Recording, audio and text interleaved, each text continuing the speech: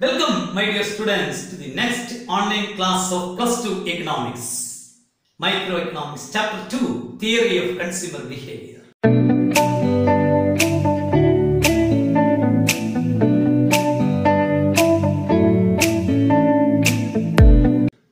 Today, we discuss another important topic of Chapter 2. Here, I have mentioned three statements related to the consumption behavior of three different consumers. First one, a beggar wants to buy a car. Second one, a miser wants to eat delicious food. And third one, a film superstar wants to purchase a luxury villa. മൂന്ന് ഉപഭോക്താക്കളുടെ ഉപഭോഗവുമായി ബന്ധപ്പെട്ട പ്രസ്താവനകളാണ് ഇവിടെ കൊടുത്തിരിക്കുന്നത്. ഒന്നാമത്തെ പ്രസ്താവന പറയുന്നത് ഒരു യാചകന് ഒരു കാർ വാങ്ങാനുള്ള ആഗ്രഹമുണ്ട്. രണ്ടാമത് പറയുന്നത് ഒരു പിശുക്കന് സ്വാദിഷ്ടമായ വിലയുള്ള ഭക്ഷണം കഴിക്കണമെന്നുണ്ട്. മൂന്നാമത് പറയുന്നത് ഒരു സിനിമയിലെ സൂപ്പർ സ്റ്റാറിന് ആഡംബരമായ ഒരു villa വാങ്ങിക്കണമെന്നുണ്ട്. Based upon these three statements, I ask only one question. ഈ മൂന്ന് സ്റ്റേറ്റ്മെന്റിനെയും അടിസ്ഥാനപ്പെടുത്തിക്കൊണ്ട് ഞാൻ നിങ്ങളോട് ഒരു ചോദ്യം ചോദിക്കുകയാണ്. ഒരു കൺസ്യൂമറിനെ സംബന്ധിച്ചിടത്തോളം which is exactly true statement here. ഒരു ഉപഭോക്താവിനെ സംബന്ധിച്ചിടത്തോളം ഏറ്റവും ശരിയാകാനിടയുള്ള പ്രസ്താവന ഇതിലേതാണ്? നിങ്ങളൊന്ന് ആലോചിച്ച് നോക്കൂ. നമുക്ക് സിമ്പിൾ ആയിട്ട് ഉത്തരം പറയാം. The third one will be true. മൂന്നാമത്തത് ശരിയാകുമെന്ന് നമുക്ക് പറയാം. എന്തുകൊണ്ടാണ് ഒന്നാമത്തെയും രണ്ടാമത്തെയും ശരിയാകാത്തത് ഒന്ന് നമ്മൾ പരിശോധിക്കൂ. Take the first statement. എന്താണ് പറയുന്നത്? A beggar wants to buy a car. ഒരു യാചകന് ഒരു കാർ വാങ്ങണം എന്നുള്ള ആഗ്രഹമാണ്. ആഗ്രഹിച്ചിട്ട് കാര്യമുള്ളൂ. അയാൾക്ക് കാർ വാങ്ങിക്കാനുള്ള ശേഷി ഉണ്ടാകണമെന്നില്ല. അതുകൊണ്ട് അതിന് സാധ്യതയില്ല. ചിലപ്പോ ഇന്നത്തെ ബെഗർക്കൊക്കെ ചിലപ്പോൾ അങ്ങനെ സാധിച്ചെന്ന് വരിക്കും. അത് നമ്മൾ മാറ്റി നിർത്തുക. രണ്ടാമത്തത് സെക്കൻഡ് സ്റ്റേറ്റ്മെന്റ് നമ്മളൊന്ന് എടുക്കുക. രണ്ടാമത്തെ പ്രസ്താവന എടുത്തു കഴിഞ്ഞാൽ എന്താ പ്രസ്താവന പറയുന്നത്? A miser wants to delicious food. അല്ലേ? ഒരു പിശുക്കന് നല്ല സ്വാദിഷ്ടമായ വിഭവസമൃദ്ധമായ ഭക്ഷണം കഴിക്കണമെന്നുണ്ട്. ആഗ്രഹം ഉണ്ടാവും. അതിനുള്ള വില കൊടുക്കാനുള്ള ശേഷിയും അത് അയാൾക്കുണ്ടാവും. പക്ഷേ he is not ready. No willingness of that consumer. അയാൾ അങ്ങനെ ഒരു ഭക്ഷണം കഴിക്കാൻ സന്നദ്ധനാവുകയില്ല. അല്ലേ? പിശുക്കന്മാർ പലപ്പോഴും അങ്ങനെയായിരിക്കും. പക്ഷെ മൂന്നാമത്തെ സ്റ്റേറ്റ്മെന്റിലേക്ക് ഒന്ന് കടന്നു നോക്കൂ. A film superstar wants to purchase a villa. Luxury villa. ആഡംബരമായ ഒരു വില്ല വാങ്ങിക്കാനുള്ള ആഗ്രഹം ഒരു സിനിമയിലെ സൂപ്പർ സ്റ്റാറിനുണ്ട് എന്നുള്ളതാണ്. അയാൾക്ക് അതിന് ഡിസയർ ഉണ്ടാവും, ആഗ്രഹം ഉണ്ടാവും, എബിലിറ്റി ടു പേ ഉണ്ടാവും, അതിനുള്ള വില കൊടുക്കാനുള്ള ശേഷി ഉണ്ടാവും. And he is ready and he has willingness to purchase that.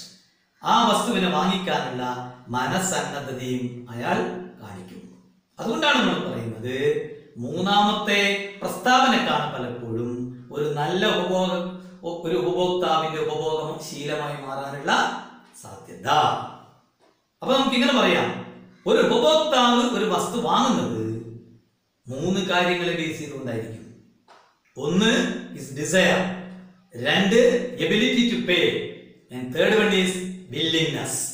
ആഗ്രഹം, വില നൽകുവാനുള്ള കഴിവ്, മനസ്സന്നദ്ധത എന്നിവ ചേരുമ്പോഴാണ് ഒരു ഉപഭോക്താവ് ഒരു വസ്തു വാങ്ങുന്നത്. അങ്ങനെ ഉപഭോക്താവ് വാങ്ങുന്ന വസ്തുവിന്റെ അളവിനെയാണ് നമ്മൾ in economics it is known as demand, ചോദനം എന്നാണ് അതിനെ വിളിക്കുക. Today our topic is demand, ചോദനം എന്നുള്ളതാണ്. Yes, now we can define the term demand in economics. Demand simply means desire. Here, demand for a commodity is derived based upon three factors. They are desire, ability to pay, and willingness. So, demand means, or demand may be defined as desire, ability to pay, and willingness of a consumer to purchase a given quantity of a goods. ഒരു വസ്തു വാങ്ങുന്നതിനുള്ള ഉപഭോക്താവിന്റെ ആഗ്രഹം, അതിന് വില നൽകുവാനുള്ള കഴിവ്, മനസ്സന്നദ്ധത എന്നിവ ഒത്തുചേരുന്നതിനെയാണ് സാമ്പത്തിക ശാസ്ത്രത്തിൽ ചോദനം എന്ന് പറയുന്നത്. അതായത് ചോദനം എന്നാൽ ആഗ്രഹം, കഴിവ്, മനസ്സന്നദ്ധത എന്നിവയുടെ അടിസ്ഥാനത്തിൽ ഒരു ഉപഭോക്താവ് ഒരു കമ്പോളത്തിൽ നിന്ന് വാങ്ങിക്കുന്ന ഒരു സാധനത്തിന്റെ നിശ്ചിത അളവ് എന്ന് വേണം നമ്മൾ മനസ്സിലാക്കുവാൻ.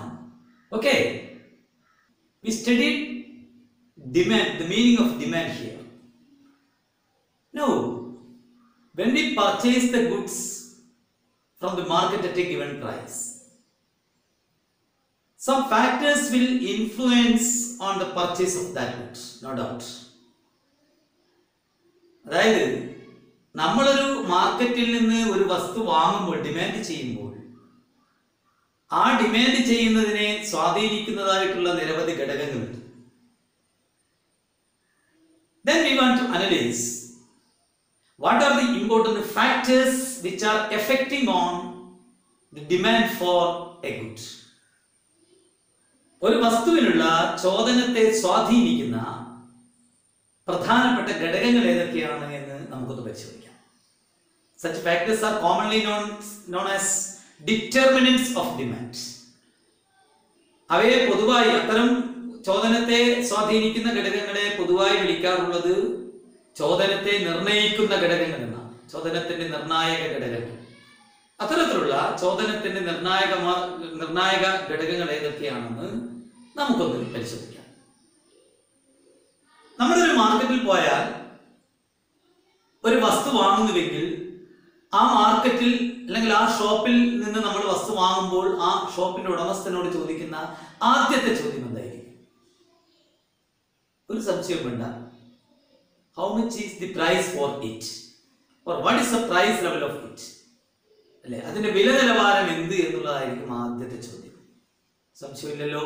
അപ്പൊ നമ്മൾ ഏത് വസ്തു വാങ്ങുമ്പോഴും നമ്മുടെ മുൻഗണനയിലുള്ള ആദ്യത്തെ മാനദണ്ഡം എന്ന് പറയുന്നത് പ്രൈസ് ഓഫ് ദ ഗുഡ് ആണ്.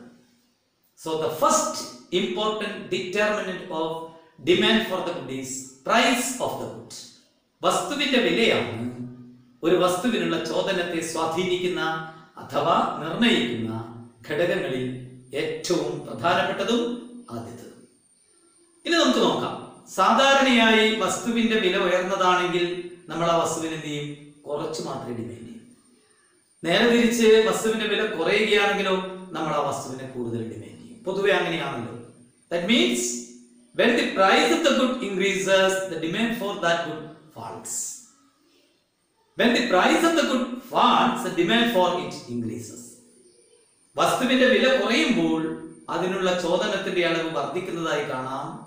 വില കൂടിയാൽ കുറച്ച് മാത്രം ചോദനം ചെയ്യുകയും ചെയ്യും. എന്ന് പറഞ്ഞാൽ ഒരു കാര്യം നമുക്ക് പറയാൻ പറ്റും. ഇപ്പൊ ഫ്രൂട്ട്സിന്റെ ഒക്കെ കേസ് നമ്മൾ നോക്കൂ. നമ്മൾ സാധാരണയായിട്ട് വാങ്ങുന്നതാണല്ലോ ഫ്രൂട്ട്സ്. നോർമൽ ഗുഡ്സ് എന്നാണ് പൊതുവെ ഫ്രൂട്ട്സ് എന്നൊക്കെ പറയുക. എന്താ നോർമൽ ആ ഫ്രൂട്ട്സിന്റെ ഒക്കെ പ്രത്യേകത? ഫ്രൂട്ട്സിന്റെ വില കൂടുകയാണെങ്കിൽ നമ്മൾ അതിന്റെ ഡിമാൻഡ്, ആപ്പിളിന്റെയും മറ്റ് അത് ഉൾപ്പെടെയുള്ള ഓറഞ്ചിന്റെയും ഒക്കെ നമ്മൾ ഡിമാൻഡ് എന്ത് ചെയ്യും? കുറയ്ക്കും. നേരെ തിരിച്ച് ആപ്പിളിനൊക്കെ വളരെ വില കുറവാണെങ്കിലോ we will purchase more of it. നമ്മൾ ആ വസ്തുവിന്റെ അളവ് കൂടുതൽ വാങ്ങും. അതുകൊണ്ട് തന്നെ ഒരു കാര്യം നമുക്ക് പറയാം.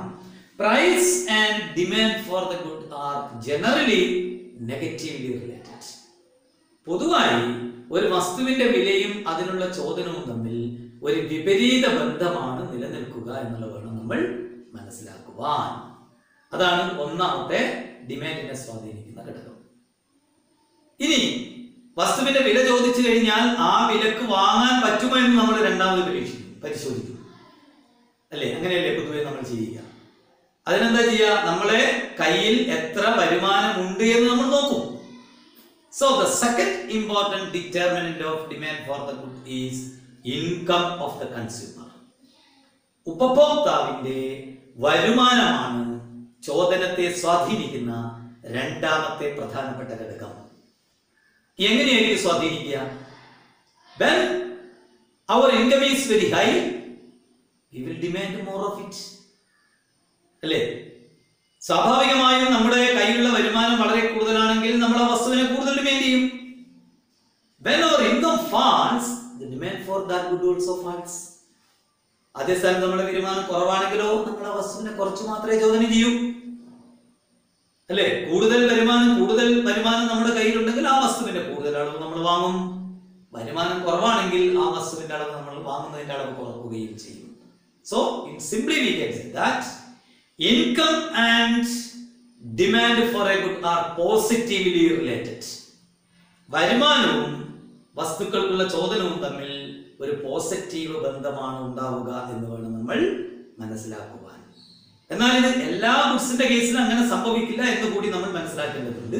പ്രൈസും ഡിമാൻഡും തമ്മിലുള്ള ചില ഗുഡ്സുകളുടെ ആ ഒരു തരത്തിലുള്ള ബന്ധങ്ങളെ കുറിച്ച് we can study later. പിന്നീട് നമുക്ക് മനസ്സിലാക്കാൻ ശ്രമിക്കാം. പൊതുവെ കാണേണ്ടത് വരുമാനവും ഡിമാൻഡും തമ്മിൽ പോസിറ്റീവ് ബന്ധമായിരിക്കും ഉണ്ടാവുക എന്ന് മനസ്സിലാക്കുക. Okay, this is the second important determinant. And the third important determinant of demand for the good is prices of other. മറ്റു വസ്തുക്കളുടെ വിലകളും പലപ്പോഴും ഒരു വസ്തുവിനുള്ള ചോദനത്തെ സ്വാധീനിക്കും. ആ വസ്തുവിന്റെ വില മാത്രമല്ല, മറ്റു വസ്തുക്കൾ, അതിനോട് ബന്ധപ്പെട്ടുള്ള മറ്റു വസ്തുക്കളുടെ വിലകളും ഒരു വസ്തുവിനുള്ള ചോദനത്തെ സ്വാധീനിക്കുന്നതായി കാണാം. ഒരു ഉദാഹരണം പറയാം. ഇപ്പൊ ചായ, കാപ്പി നമ്മൾ ഉപയോഗിക്കുന്ന രണ്ട് പ്രധാനപ്പെട്ട പാനീയങ്ങളാണ് ടീ ആൻഡ് കോഫി. എന്താ ടീയും കോഫിയും തമ്മിലുള്ള ബന്ധം? Tea or coffee, tea and coffee അല്ല. ചായയും കാപ്പിയും നമ്മൾ ഒന്നിച്ച് ഉപയോഗിക്കുമോ? ചായ അല്ലെങ്കിൽ കാപ്പി.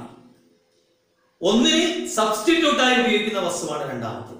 അങ്ങനെ ഒന്നിന് സബ്സ്റ്റിറ്റ്യൂട്ടായി ഉപയോഗിക്കുന്ന വസ്തുക്കളെ നമ്മൾ പൊതുവെ വിളിക്കുക സബ്സ്റ്റിറ്റ്യൂട്ട് ഗുഡ്സ് എന്നാണ്. So tea and coffee are substitute goods. Then what do you mean by substitute goods?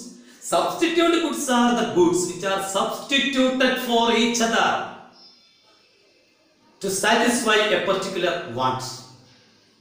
ഒരു പ്രത്യേക ആവശ്യത്തെ നിറവേറ്റുന്നതിന് വേണ്ടി ഒരു വസ്തുവിനെ പകരമായി മറ്റൊരു വസ്തുവിനെ ഉപയോഗിക്കുന്നുവെങ്കിൽ ആ രണ്ട് വസ്തുക്കളെയും നമുക്ക് എന്തായിട്ട് വിളിക്കാം? സബ്സ്റ്റിറ്റ്യൂട്ട് ഗുഡ്സ് എന്ന് വിളിക്കാം. ടീ ആൻഡ് കോഫി അങ്ങനെ ഉപയോഗിക്കാറുണ്ട്, വീറ്റ് ആൻഡ് റൈസ് അങ്ങനെ ഉപയോഗിക്കാറുണ്ട്, ഷൂസ് ആൻഡ് ചപ്പൽസ് അങ്ങനെ ഉപയോഗിക്കാറുണ്ട്. ഇതൊക്കെ സബ്സ്റ്റിറ്റ്യൂട്ട് ഗുഡ്സുകളാണ്. എന്താ ഇതിന്റെ പ്രത്യേകത? Suppose the price of tea increases. ചായയുടെ വില വർദ്ധിച്ചു എന്ന് നമ്മൾ കരുതുക. Then what will happen to the demand for tea? എന്താണ് സംഭവിക്കുക? Demand for coffee. കാപ്പിക്കുള്ള ചോദനത്തിൽ എന്തായിരിക്കും സംഭവിക്കുക? ചായയുടെ വില വർദ്ധിക്കുമ്പോൾ ചായ വില കൂടിയ വസ്തുവാകും. So we will use more of coffee instead of tea.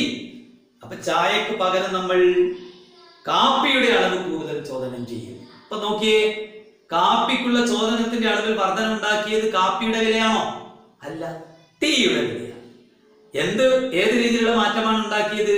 ടീയുടെ വില വർദ്ധിച്ചു, കാപ്പിക്കുള്ള ചോദന വർദ്ധിച്ചു. അപ്പൊ സബ്സ്റ്റിറ്റ്യൂട്ട് ഗുഡ്സിന്റെ കേസിൽ നമ്മൾ മനസ്സിലാക്കേണ്ടത് price of in the case of substitute goods price and demand are positively related. ഒന്ന് കൂടുമ്പോ മറ്റതും കൂടും. ടീയുടെ വില കൂടുമ്പോ കോഫിയുടെ ഡിമാൻഡ് കൂടും.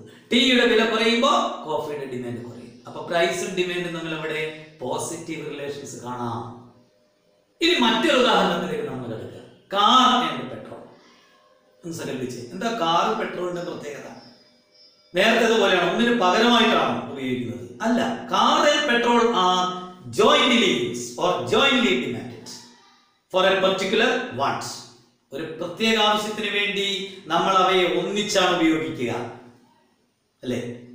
ഒന്നിച്ചാണ് നമ്മൾ പ്രത്യേക ആവശ്യത്തിന് വേണ്ടി ഒന്നിച്ചുപയോഗിക്കുന്ന വസ്തുക്കൾക്ക് പൊതുവെ പറയാം കോംപ്ലിമെന്ററി ഗുഡ്സ് എന്നാണ്, പൂരക വസ്തുക്കൾ എന്ന് പറയും. So complementary goods are the goods which are used jointly, which are demanded jointly for a particular use. ഒരു പ്രത്യേക ഉപയോഗത്തിനായി ഒരു കൂട്ടം വസ്തുക്കളെ നിങ്ങൾ ഒന്നിച്ചുപയോഗിക്കുന്നുവെങ്കിൽ ആ വസ്തുക്കളെ നമുക്ക് പൂരക വസ്തുക്കൾ, കോംപ്ലിമെന്ററി ഗുഡ്സ് എന്ന് വിളിക്കാം. കാർ ആൻഡ് പെട്രോൾ അതാണ്, പെൻ ആൻഡ് ഇങ്ക് അതാണ്, ബ്രെഡ് ആൻഡ് ജാം അതാണ്.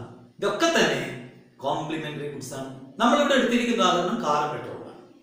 നോക്കിയേ, ടിയും പ്രൈസിന്റെയും വിലയും ഡിമാൻഡും തമ്മിലുള്ള മാറ്റം പറഞ്ഞതുപോലെ തന്നെ നമുക്ക് കാറിന്റെയും പെട്രോളിന്റെയും ഒരു റിലേഷൻസ് ബന്ധിപ്പിച്ചുകൊണ്ട് നമുക്ക് പ്രൈസും ഡിമാൻഡും തമ്മിലുള്ള ബന്ധം പറയാൻ ശ്രമിക്കാം. Suppose price of car falls, കാറിന്റെ വില കുറഞ്ഞു എന്ന് സങ്കല്പിക്കുക മാർക്കറ്റിൽ. What will happen to the demand for petrol? പെട്രോളിന്റെ ഡിമാൻഡ് കൂടും. എന്തുകൊണ്ടാണ് സംഭവിക്കുന്നത്? കാറിന്റെ വില കുറയുമ്പോൾ കാറിനുള്ള ഡിമാൻഡ് കൂടും. Then the use of petrol also increases.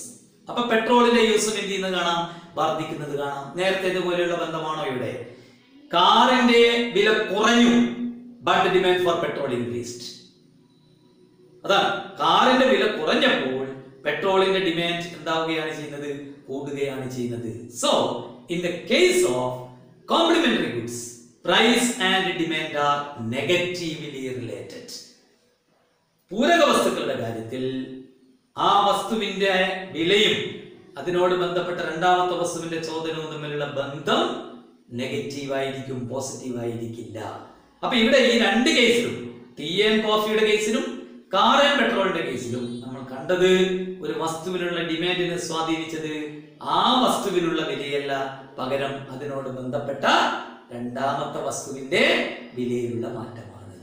അതാണ് പറഞ്ഞത്, prices of other goods also influence the demand for a good in the market. Okay, this is the third important determinant. The fourth important determinant of the demand for the good is taste and preferences of the consumer. ഉപഭോക്താവിന്റെ അഭിരുചിയും മുൻഗണനയുമാണ് ഒരു വസ്തുവിനെ സ്വാധീനിക്കുന്ന, അതിന്റെ ചോദനത്തെ സ്വാധീനിക്കുന്ന വളരെ പ്രധാനപ്പെട്ട നാലാമത്തെ ഘടകം എന്ന് പറയാനാവുന്നത്. നമ്മൾ നോക്കിയേ, ചില വസ്തുക്കളൊക്കെ നമ്മൾ വാങ്ങുന്നത് നമ്മൾ ടേസ്റ്റിനനുസരിച്ചും പ്രിഫറൻസിനനുസരിച്ചുമായിരിക്കും. പ്രധാനമായും വസ്ത്രങ്ങളൊക്കെ നമ്മൾ വാങ്ങുമ്പോൾ ടെക്സ്റ്റൈൽ ഷോപ്പിലൊക്കെ പോയി അല്ലെങ്കിൽ ഒരു ഷോപ്പിംഗ് മാളിലൊക്കെ പോയി നമ്മൾ വസ്ത്രങ്ങളൊക്കെ വാങ്ങുമ്പോൾ, ജീൻസ്, ടീഷർട്ട്, ചുരിദാർ ഐറ്റംസ് ഒക്കെ നമ്മൾ വാങ്ങുമ്പോൾ നമ്മളെ ഒരുപക്ഷെ അതിന്റെ ക്വാളിറ്റിയെക്കാളും അതിന്റെ വിലയെക്കാളും ഒക്കെ നമ്മൾ പരിഗണിക്കുക നമ്മൾ അതിനോടുള്ള നമ്മുടെ അഭിരുചിയും മുൻഗണനയും നമ്മുടെ താല്പര്യമാണ്. അപ്പോൾ ചില വസ്തുക്കളുടെ കേസിൽ നമുക്ക് അങ്ങനെ കാണാം. Taste and preference of the consumer is an important determinant of demand for the goods. ഉപഭോക്താവിന്റെ അഭിരുചിയും മുൻഗണനയുമാണ് ചോദനത്തെ സ്വാധീനിക്കുന്ന വളരെ പ്രധാനപ്പെട്ട മറ്റൊരു ഘടകം. ഒരു പ്രത്യേക വസ്തുവിനോട് നമ്മുടെ അഭിരുചിയും മുൻഗണനയും വർദ്ധിക്കുകയാണെങ്കിൽ, കൂടുകയാണെങ്കിൽ നമ്മൾ ആ വസ്തു കൂടുതൽ ഡിമാൻഡ് ചെയ്യും. ഇപ്പം ഷർട്ടുകളൊക്കെ ഇപ്പോൾ എടുക്കുന്ന സമയത്ത് നമ്മൾ കാണുന്നില്ലേ, കമ്പനി ഷർട്ടുകൾ, LP, ആരോ എന്നൊക്കെ പറയുന്ന ചില പ്രത്യേക കമ്പനി ഐറ്റംസിനോട് നമുക്ക് ടേസ്റ്റ് ആൻഡ് പ്രിഫറൻസ് കൂടുതലായിരിക്കും. So people purchase more of it. നമ്മൾ ആ ഐറ്റംസ് ആയിരിക്കും കൂടുതൽ ഡിമാൻഡ് ചെയ്യുന്നതായിട്ട് കാണുന്നത്. ഈ ടേസ്റ്റ് ആൻഡ് പ്രിഫറൻസിനെ സ്വാധീനിക്കുന്ന വളരെ പ്രധാനപ്പെട്ട ഒരു ഘടകമാണ്, കൺസ്യൂമറിനെ സ്വാധീനിക്കുന്ന പ്രധാനപ്പെട്ട ഘടകമാണ് അഡ്വർടൈസ്മെന്റ്. ഓർമ്മിക്കുക, പരസ്യം. Advertisement is an important factor which is influencing on taste and preference of the consumer nowadays. അല്ലേ, ഇക്കാലത്ത് ഉപഭോക്താവിന്റെ അഭിരുചിയിലും മുൻഗണനയിലും വലിയൊരു മാറ്റം ഉണ്ടാക്കുന്നതാണ് പരസ്യം എന്ന് കൂടി നമ്മൾ കാണുക. പലപ്പോഴും നമ്മുടെ വീട്ടിലുള്ള ഇലക്ട്രോണിക് ഉപകരണങ്ങളും ഇലക്ട്രിക്കൽ ഉപകരണങ്ങളൊക്കെ നമ്മൾ നോക്കിക്കഴിഞ്ഞാൽ ഒരുപക്ഷെ പരസ്യത്തിന് അടിമപ്പെട്ട് നമ്മൾ വാങ്ങിച്ച ഒരുപാട് ഉൽപ്പന്നങ്ങൾ നമുക്ക് അവിടെ കാണാനായിട്ട് സാധിക്കും. So in shortly we can say that taste and preference of the consumer is an important determinant of demand for the goods. അഞ്ചാമത്തെ ഘടകത്തിലേക്ക് നമ്മൾ പോവുക. ഉദാഹരണമായിട്ട് കുട നമുക്ക് umbrella is an important good needed for our life. അല്ലേ, ഒരു കേരളക്കാരനെ സംബന്ധിച്ചിടത്തോളം കുട ഒരു പ്രധാനപ്പെട്ട വസ്തുവാണ്, അവന്റെ ജീവിതത്തിൽ അവൻ ഉപയോഗിക്കുന്ന ഒരു വസ്തുവാണ്. ഈ കുടയുടെ ഡിമാൻഡുമായി കാര്യങ്ങൾ ബന്ധിപ്പിച്ചാൽ നമുക്കൊരു കാര്യം മനസ്സിലാക്കാൻ പറ്റും. കുടയ്ക്ക് എല്ലാ കാലത്തും ഡിമാൻഡ് ഉണ്ടാവൂ. The demand for umbrella is high in rainy season, but in summer season its demand is less. അല്ലേ, കുടയ്ക്ക് വേനൽക്കാലത്ത് വലിയ ഡിമാൻഡ്, മഴക്കാലത്ത് നല്ല ഡിമാൻഡ് ഉണ്ടാവുകയും എന്നാൽ വേനൽക്കാലമാകുമ്പോഴേക്കും അതിന്റെ ഡിമാൻഡ് കുറയുന്നതായിട്ടും കാണാം. So we can say that the sixth important factor which is affecting on demand for the good is climate. കാലാവസ്ഥ ചോദനത്തെ, പല വസ്തുക്കളുടെയും ചോദനത്തെ സ്വാധീനിക്കുന്ന ഘടകമായിട്ട് വേണം നമ്മൾ മനസ്സിലാക്കാൻ. ഐസ്ക്രീം അത്തരത്തിലാണ്. മഴക്കാലത്ത് ഐസ്ക്രീമിന് ഡിമാൻഡ് ഉണ്ടാവില്ല, എന്നാൽ നല്ല വേനൽക്കാലത്ത് ഐസ്ക്രീമിന് നല്ല ഡിമാൻഡ് ഉണ്ടാകുന്നതായിട്ട് നമുക്ക് കാണാം. അപ്പൊ ക്ലൈമറ്റ് ഒരു ഘടകമാണ്. വേറൊരു ഘടകം, മറ്റൊരു പ്രധാനപ്പെട്ട ഘടകമായിട്ട് ഡിമാൻഡിനെ സ്വാധീനിക്കുന്നതായിട്ട് നമുക്ക് പറയാൻ പറ്റുന്നതാണ് number of consumers or population.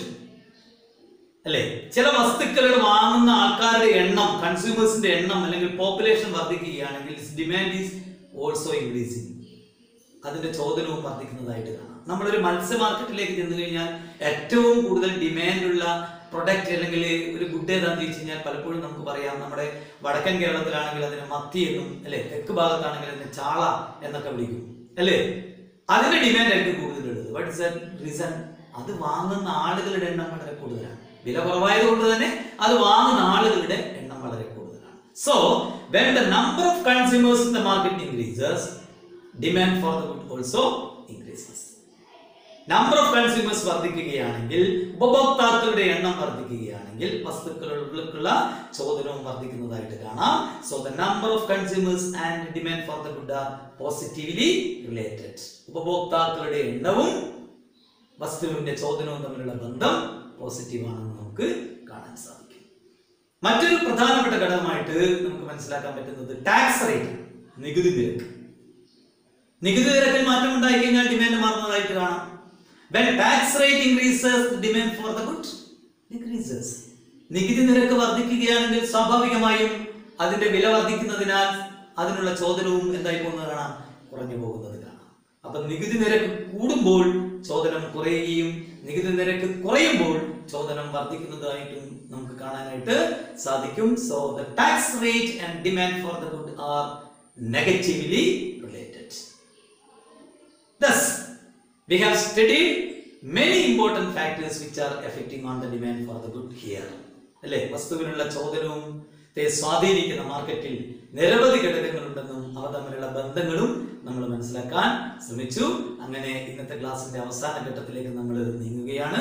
ഇന്നത്തെ ക്ലാസ്സിൽ നമ്മൾ പഠിച്ചെടുക്കാൻ ശ്രമിച്ച ഇത്ര മാത്രമാണ്. എന്താണ് ഡിമാൻഡ്, ആ ഡിമാൻഡിനെ സ്വാധീനിക്കുന്ന പ്രധാനപ്പെട്ട ഘടകങ്ങൾ ഏതൊക്കെയാണെന്നുള്ളത് മനസ്സിലാക്കി കഴിഞ്ഞു. ഇതുമായി ബന്ധപ്പെട്ട നോട്ട്സും ആവശ്യമായി വരുന്ന ചോദ്യങ്ങൾ ഉൾപ്പെടുത്തിയിട്ടുള്ള അസൈൻമെന്റും നിങ്ങൾക്ക് ഇതിനോടൊപ്പം ചേർക്കുന്നതായിരിക്കും. And we can meet again in the next class. Thank you.